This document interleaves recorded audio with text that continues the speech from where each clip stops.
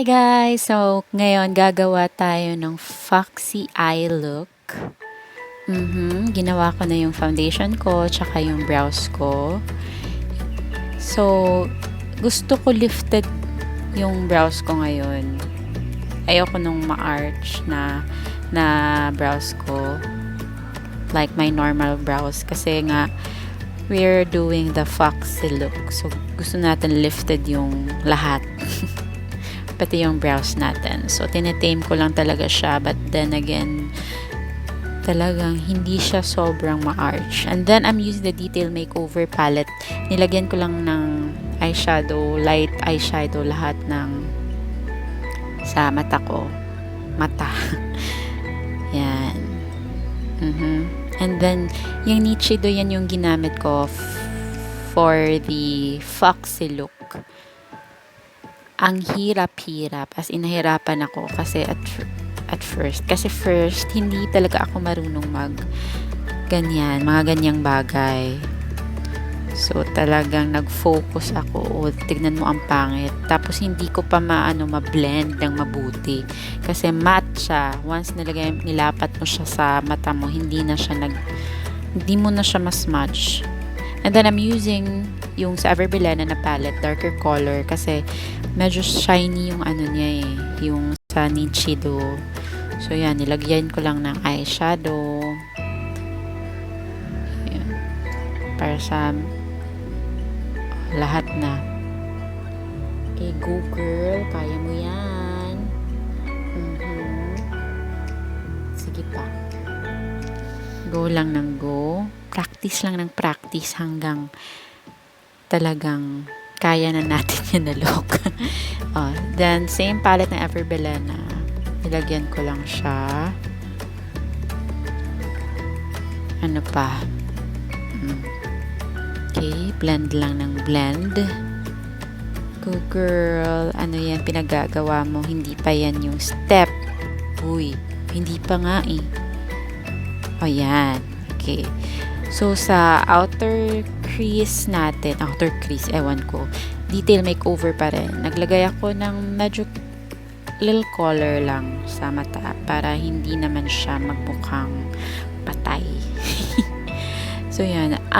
Grabe yung detail. Very pigmented. As in, konti lang yung kinuha ko, pero tignan nyo naman yung kulay.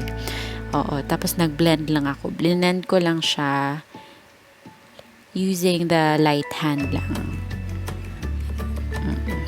Yun, blend pa more. Tapos, yan, hindi pa ako, solve sa kulay. Kasi nga, parang hindi siya pang foxy look. So, nilagyan ko na naman ng another dark color na eyeshadow. Go na girl. Maganda ka.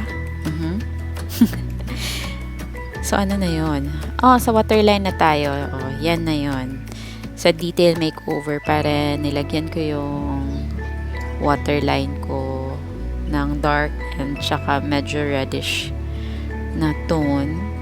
And then, yun, nag-smudge lang ako. In-smudge ko lang siya and blend.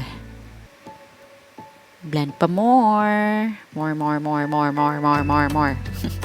And then, dyan, naglagay ako ng parang triangle sa inner.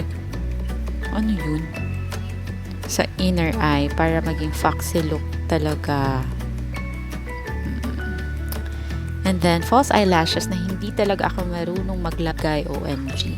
Bahala na si Batman. And then, using the Everbilena lipstick. Ang ganda ng kulay. And then, here's my final look.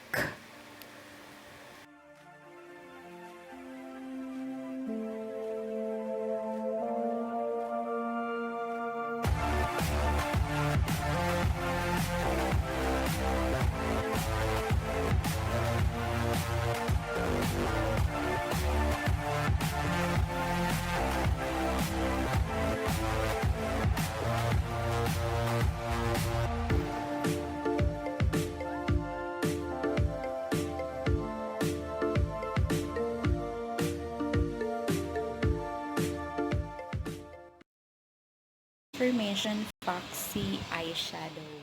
Di ko hindi ko talaga alam yung pinagagawa ko kung ano na and whatsoever. Tsaka yung yung ano to?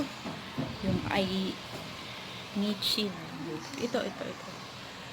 Kasi nagmamatch siya agad. So, hindi ko siya ma-blend. Mas maganda talaga yung may gel kayo para nabe-blend nyo pa. Kasi ito, ang harsh niya, pag nilagay nyo siya, hindi nyo na siya mabe-blend. No, parang ando na siya, nakatati sa inyong mga mata. So, so yun lang naman guys. And thank you so much for watching and see you again